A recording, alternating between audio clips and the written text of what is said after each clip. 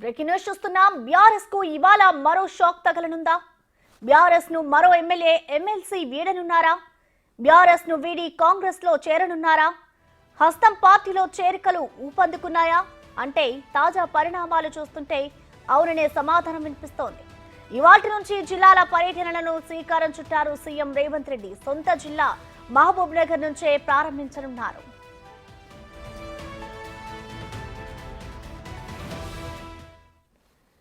రేవంత్ రెడ్డి పర్యటనలో పలువురు నేతలు కాంగ్రెస్ లో చేరే అవకాశం ఉంది. ఎమ్మెల్సీ చల్లా వెంకట్రామరెడ్డి, అలంపూర్ ఎమ్మెల్యే విజయుడు హస్తం గూటికి చేరతారంటూ ప్రచారం జరుగుతోంది.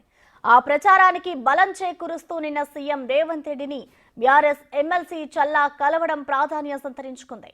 రేవంత్ రెడ్డి జిల్లా పర్యటనలోనే వీరు కాంగ్రెస్ లో చేరతారని తెలుస్తోంది. ఇక ఇప్పటికే బీఆర్ఎస్ ఎమ్మెల్యేలు ఎమ్మెల్సీలు ఆ పార్టీని వీడి కాంగ్రెస్ లో చేరుతున్నారు. పర్యటనలో భాగంగా పలు అభివృద్ధి పనులకు శంకుస్థాపనలు చేరున్నారు సీఎం రేవంత్ రెడ్డి.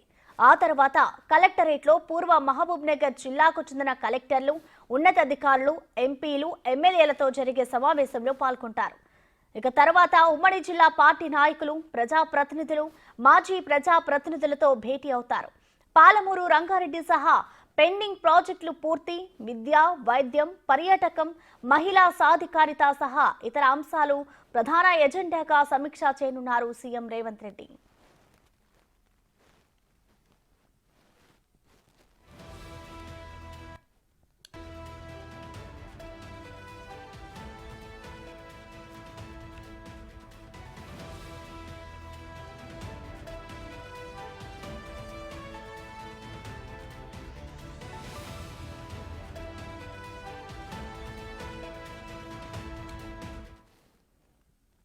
దీనికి సంబంధించిన కంప్లీట్ డీటెయిల్స్ మా ప్రతినిధి శంకర్ లైవ్ ద్వారా అందిస్తారు. శంకర్, చెప్పండి, సీఎం రేవంత్ రెడ్డి జిల్లాల పర్యటనకు సంబంధించిన డీటెయిల్స్ ఏ విధంగా ఉన్నాయి? అలాగే ఈ పర్యటనలో భాగంగా ఇటు బీఆర్ఎస్ నుంచి కూడా కొంతమంది నేతలు కాంగ్రెస్ లో చేరే అవకాశం ఉంది అంటూ కూడా మనకి వార్తలు అందుతున్నాయి. ఎవరెవరు జాయిన్ అయ్యే అవకాశం కనిపిస్తుంది శంకర్? నేడు పాలమూరు జిల్లాలో సీఎం రేవంత్ రెడ్డి పర్యటన కొనసాగబోతుంది. మధ్యాహ్నం 12 గంటలకు బేగంపేట విమానాశ్రయం నుండి సీఎం రేవంత్ రెడ్డి మహబూబ్ నగర్ పట్టణానికి చేరుకోనున్నారు. అక్కడ 12:45 ప్రాంతంలో కూడా మనం ప్రజెంట్ ఇక్కడ ఉన్నటువంటి ఈ ప్రాంతం నుంచే కలెక్టర్ కార్యాలయంలో హరితహార కార్యక్రమంలో కూడా దీనికి సంబంధించి వనమహోత్సవ కార్యక్రమంలో ప్లాంటేషన్ చేయనున్నారు సీఎం రేవంత్ రెడ్డి. ఆ తర్వాత సీఎం రేవంత్ రెడ్డి మహిళా శక్తి క్యాంటీన్ భవనాన్ని కూడా ఇక్కడ నుంచే రేవంత్ రెడ్డి ప్రారంభించబోతున్నాడు. ఆ తర్వాత ఐడిఓసి కార్యాలయంలోనే ముఖ్య నేతలతో కలిసి భేటీ నిర్వహించే అవకాశాలు అయితే మెండుగా కనిపిస్తున్నటువంటి పరిస్థితి ఇక్కడ కనిపిస్తుంది. ముఖ్యంగా రేవంత్ రెడ్డి పర్యటన కొనసాగుతుండడంతో ఉమ్మడి జిల్లా వ్యాప్తంగా కూడా సర్వత్రా ఆసక్తి అయితే నెలకొన్నటువంటి పరిస్థితి కనిపిస్తుంది. జిల్లాల పర్యటనలో భాగంగా పూర్తి స్థాయిలో సీఎం రేవంత్ రెడ్డి మొట్టమొదటిసారిగా తన సొంత జిల్లా నుండే ఈ యొక్క జిల్లాల పర్యటన ప్రారంభించడం, ఇటు జిల్లాకు సంబంధించినటువంటి నేతలంతా కూడా పాలమూరు అభివృద్ధి పైన స్పెషల్ గా ఫోకస్ పెట్టి ఆయన దృష్టిలో ఉంచే క్రమంలో అయితే ముందుకు వెళ్తున్నటువంటి పరిస్థితి కనిపిస్తుంది.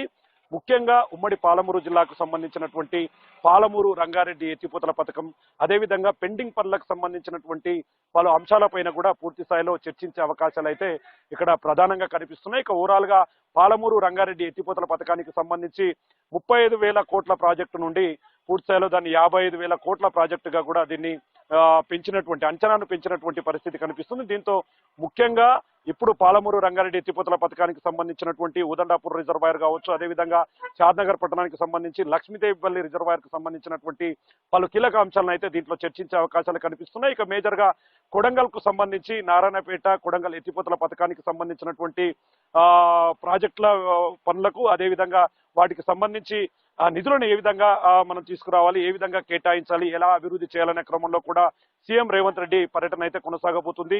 సీఎం రేవంత్ రెడ్డి పర్యటనకైతే పూర్తి స్థాయిలో జిల్లా కలెక్టర్లు అయితే మొత్తంగా 5 జిల్లాల కలెక్టర్లు కావచ్చు, ఎస్పీలు వీళ్ళంతా కూడా పూర్తి స్థాయిలో నిన్నటి నుంచే కూడా కార్యాచరణను రూపొందించారు. ముఖ్యంగా ఉమ్మడి పాలమూరు జిల్లాకు సంబంధించినటువంటి 12 మంది ఎమ్మెల్యేలు పూర్తి స్థాయిలో ఇక్కడికి రానున్నారు. ఈ క్రమంలో సీఎం రేవంత్ రెడ్డితో కలిసి నేరుగా అక్కడ ఐడిఓసి కార్యాలయం మన ఇక్కడ కనిపిస్తున్న కార్యాలయంలోనే పూర్తి స్థాయిలో ముఖాముఖి కావచ్చు, వాళ్ళతో చర్చలు పూర్తిగా మాట్లాడే అవకాశాలు మెండుగా కనిపిస్తున్నాయి. ఇక విద్యా వైద్యానికి సంబంధించి మహబూబ్ నగర్ పట్టణ ప్రాంతంలో ఉన్నటువంటి పట్టణ ప్రాంతంలో